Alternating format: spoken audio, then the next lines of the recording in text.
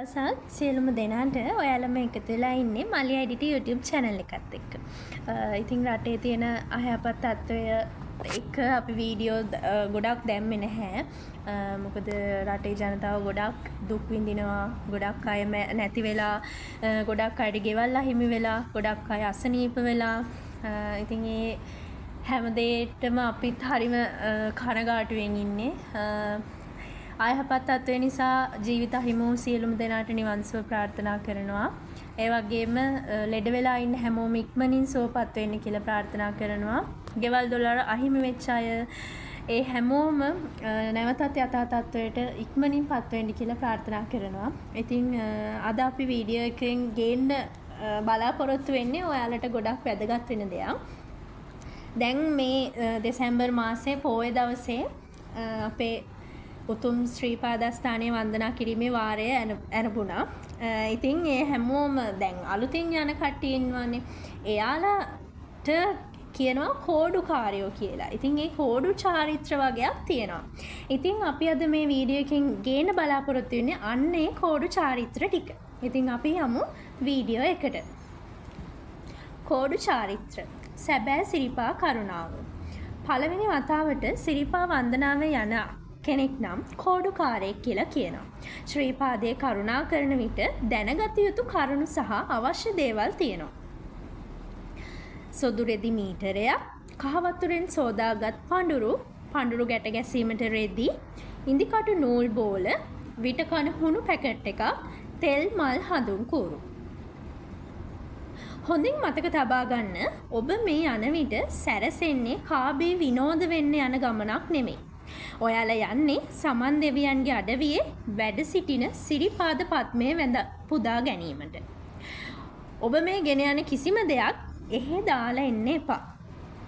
ඔබ මුලින්ම සිරිපා කරුණා කරන අයෙක් නම් රත්නපුර පලාබද්දල මාර්ගය භාවිතා කරන්න.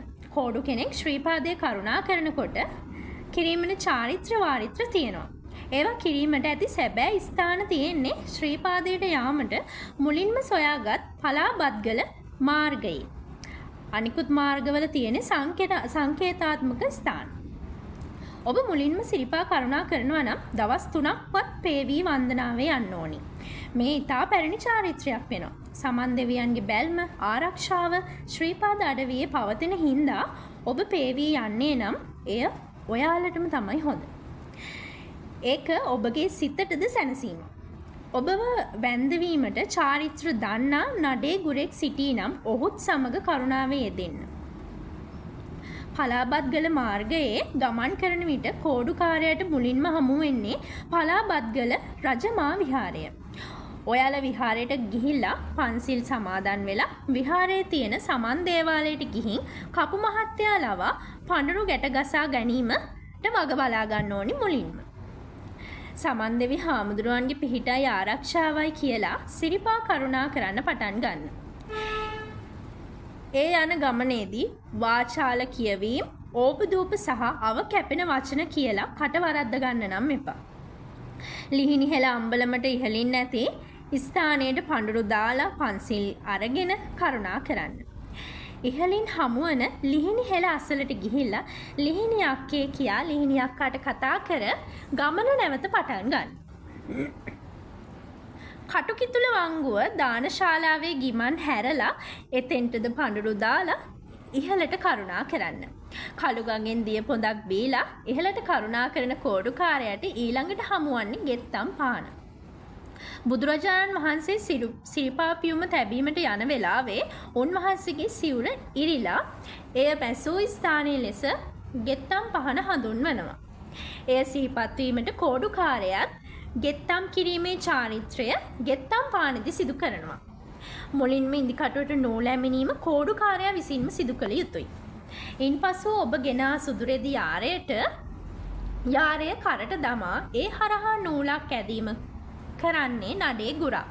එවිට ඔහු ගෙත්තම් කවියක් කියනවා. ඉන්පසු ඔයාලද ඒ ගෙත්තම් කවිය කියන්න ඕනි.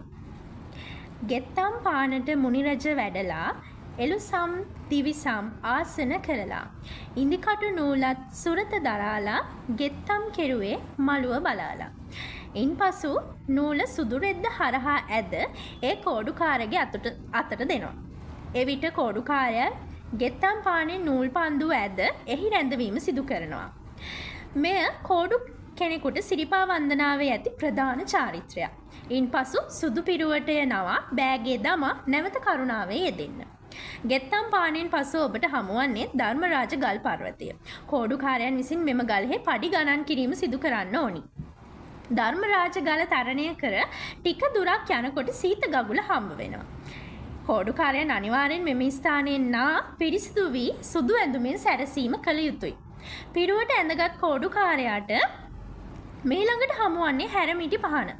එම ස්ථානයේ ශ්‍රීපාද කන්ද මැනවින් පෙනෙන අතර දුර සිට සිරිපා වන්දනාව මෙම ස්ථානයේදී සිදු කරන්න පුළුවන්. හැරමිටි පානින් පසු කෝඩුකාරයට ගල්වන් ගෙඩිය හම්බ වෙනවා. ඒකටත් ඔයාලා පඳුරු දාලා කරුණාවේ යෙදෙන්න ඕනේ.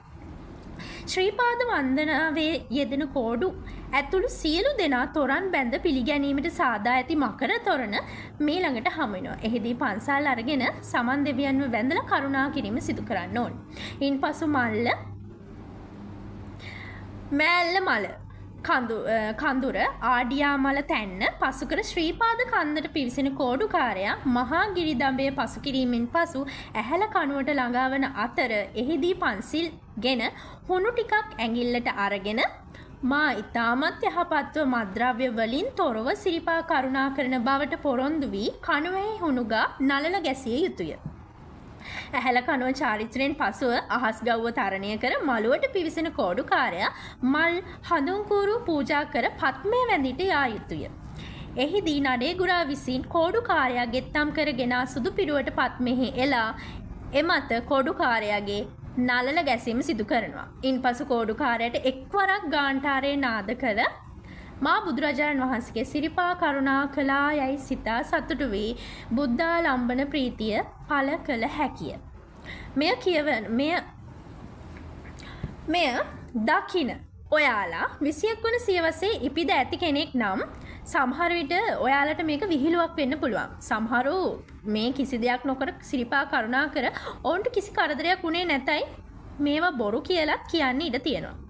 මතක තබා ගන්න. මේක අවුරුදු දහස් ගාණක් තිස්සේ මිනිසු ගෙවල් දොරවල් පවා ළමයින්ට ලියලා දීලා ජීවිත ආශාව අත්හැරලා සිරිපා කරුණාවේ යෙදුන කාලයේ සිට පැවතගෙන එන චාරිත්‍රයන්. ඔවුන් මේ චාරිත්‍රයන් බොරුවයි සිතා නොකර වේ නම් මෙය ආදම්ගේ පාදයේ ලෙස ප්‍රචාරය වීමෙහි සත්‍ය යට යන්නට ඉඩ තිබුණා. මෙම චාරිත්‍රයන් තුළ පවතින්නේ බුදුරජාණන් වහන්සේගේ ආගමනය සිහිපත් කිරීම, සමන් දෙවියන්ට කරන ගෞරවය දැක්වීම, වන්දනාවේ යෙදෙන විට පවතින විනය හික්මීම ඇතුළු හොඳ දේ පමණයි. ඔබ ගෙන යන සියලු දේ ආපසු රැගෙන එන්න. හඳුන්කුරු පැකට්, මල් කවර, කෑමකොළ, බිස්කට් පැකට් ආදිය එම පරිසරය තුළ දමා එන්නේ නම් එම වන්දනාවෙන් පළක් නැත.